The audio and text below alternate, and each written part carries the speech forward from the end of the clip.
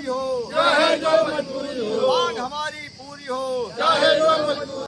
नमस्कार, आज हम खड़े हैं विकास भवन परिसर में, जहां पर भीषण गर्मी, जी हाँ, प्रचंड गर्मी के दौर में इस समय पेड़ के नीचे किसान बैठे हुए हैं। हमारे देश के जो अन्नदाता कहे जाते हैं किसान बैठे हुए हैं, जो अपनी मांगों को लेकर के आए दिन धरने पर बैठे रहते हैं, लेकिन इनकी समस्याएं सुनने वाला यहाँ कोई नहीं है।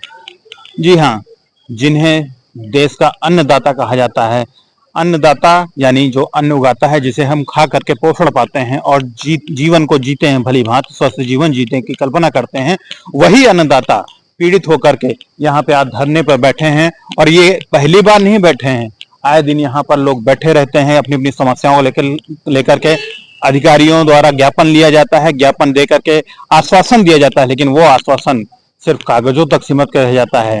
फर्जी आख्याएं, फर्जी रिपोर्ट लगा करके प्रशासन को गुमराह किया जाता है, अधिकारियों द्वारा शासन को गुमराह किया जाता है। गुमराह करने की प्रक्रिया एक चैन चलती रहती है, कड़ी से कड़ी जुड़ी हुई है।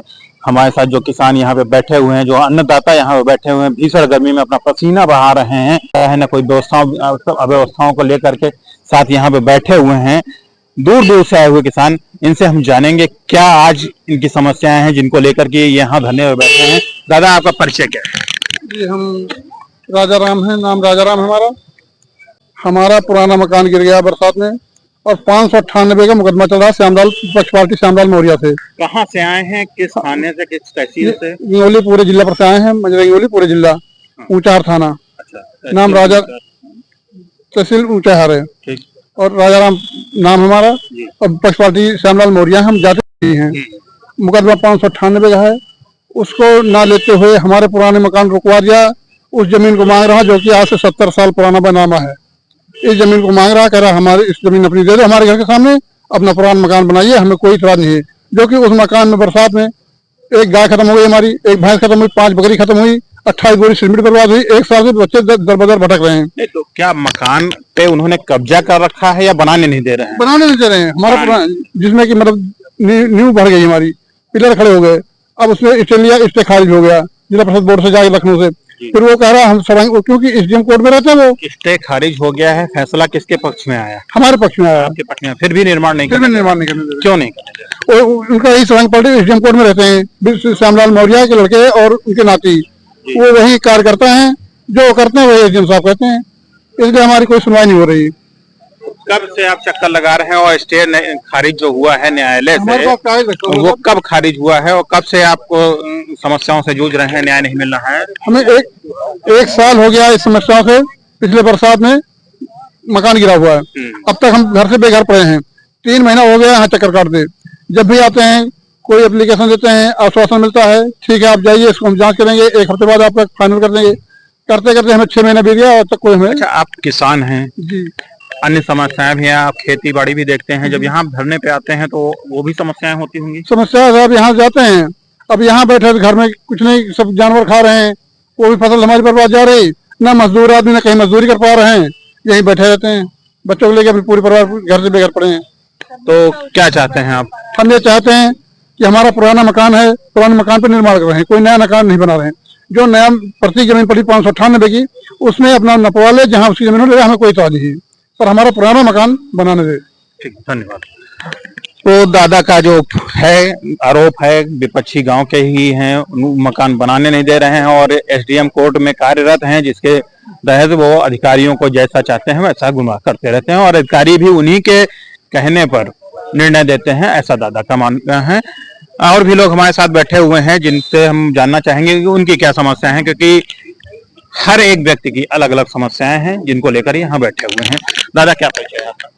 जी, हमारा आलमीन नाम है। कहाँ से आए हैं, किस तहसील से, किस थाने से? हम ग्राम सभा कुंवरमऊ, थाना नसीराबाद, ब्लॉक छतो के रहने वाले हैं सर, तहसील सलवन। हम अपने घर में, घर के लिए, रास्ते के लिए हम ब्लॉक और तहसील और थाना दिवस हर जगह मांग किया। हमारा रास्ता में आने जाने के लिए गड्ढा है, उसमें मिट्टी डलाने के लिए हमने आश्वासन शासन से। रास्ता बना हुआ है, रास्ता बिगड़ गया या कोई रोक लगा रखा है, क्या है मामला? पड़ोसी उसमें रोक लगा रहे हैं, वो हमारा रास्ता बनने नहीं दे रहे हैं।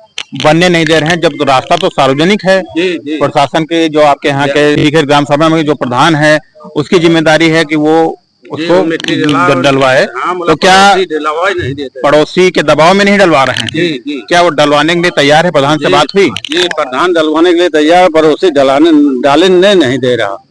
तो ये तो कहीं ना कहीं अगर देखा जाए तो पंचायत के कार्य में बाधा है, तो प्रधान कोई एक्शन नहीं ले रहा। जी नहीं, इसमें एक्शन नहीं ले रहा। बीडीओ साहब जांच करे गए, वो उन्होंने धमकियां घुड़कियां पड़ोसी वाले, वो नहीं सुन रहे हैं। बीडीओ साहब पड़ोसी हुकदार व्यक्ति हैं जो वीडियो को धमका दिया, तो आम आदमी होता अगर साहब से कहें कि हम बनने नहीं देंगे इसको। तो वीडियो साहब ने क्या कहा? तो वीडियो साहब कुछ नहीं बोले, अपन चला गए हैं। नहीं तो अगर एक आम आदमी, अगर आप किसी कार्य में बाधा बन रहे तो सरकारी कर्मचारी सरकारी कार्य में बाधा का आरोप लगा के मुकदमा करा देता है, तो वीडियो साहब ने उनके साथ नहीं किया, कुछ नहीं किया। हम वीडियो साहब की यहाँ धरना दिया। अच्छा, वीडियो साहब कुछ फिर भी नहीं कर, उसमें कुछ कार्रवाई करी।